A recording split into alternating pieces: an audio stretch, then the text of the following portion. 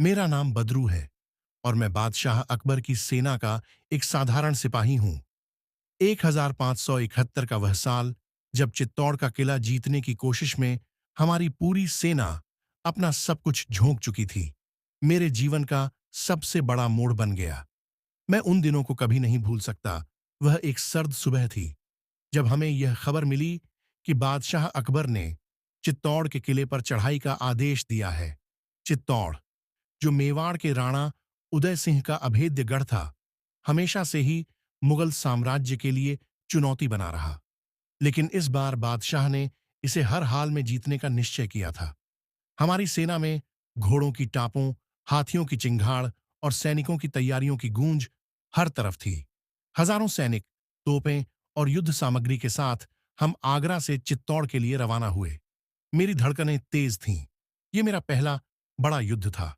जब हम चित्तौड़ के पास पहुंचे, तो किले को देखकर मेरी आंखें फटी की फटी रह गईं। ऊंची पहाड़ियों पर बसा यह किला मानो आसमान को छू रहा था। उसकी दीवारें इतनी मजबूत थीं कि लग रहा था इसे तोड़ पाना असंभव होगा। बादशाह ने किले के चारों ओर अपनी सेना तैनात करने का आदेश दिया। हमारी योजना थी कि किले की रसद, आपूर्ति को काटकर उसे कमजोर किया जाए। पहले कुछ दिन हम सिर्फ किले के चारों ओर घेरेबंदी कर रहे थे। किले के भीतर से राणा के सैनिक हमारी हर हरकत पर नजर रख रहे थे। एक रात जब सब सो रहे थे, तो अचानक किले से तीरों की बौछार होने लगी। यह उनकी पहली प्रतिक्रिया थी। हम सभी तुरंत सतर्क हो गए। बादशाह ने जवाबी कार्रवाई के लिए तोपों का इस्तेमाल करने का आदेश दिया।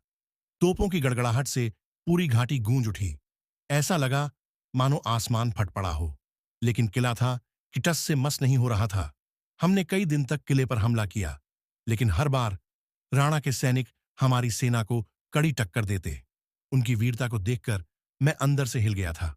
उनके सेनापति जयमल और फत्ता ऐसे लड़ते थे जैसे उनका शरीर लोहे का बना हो। एक रात हमें खबर मिली कि किले के भीतर महिलाओं और बच्चों ने जौहर की तैयारी कर ली है। जब मैंने यह सुना, तो मेरे रोंगटे खड़े हो गए। अपनी स्वतंत्रता और सम्मान की रक्षा के लिए वे अपने प्राणों की आहुति देने को तैयार थे। अगली सुबह किले के भीतर से उठती आग और धुएं ने यह साबित कर दिया कि जौहर हो चुका है। जौहर के बाद राणा के सैनिकों ने खुलकर लड़ाई का निर्णय लिया। यह उनका अंतिम संघर्ष था। वे अपनी जान की परवाह किए बिना लड़ रहे थे।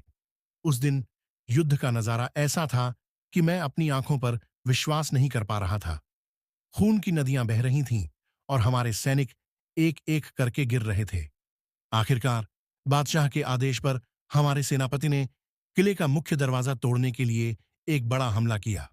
कई घंटों की लड़ाई के बाद हम किले में घुसने में सफल हुए।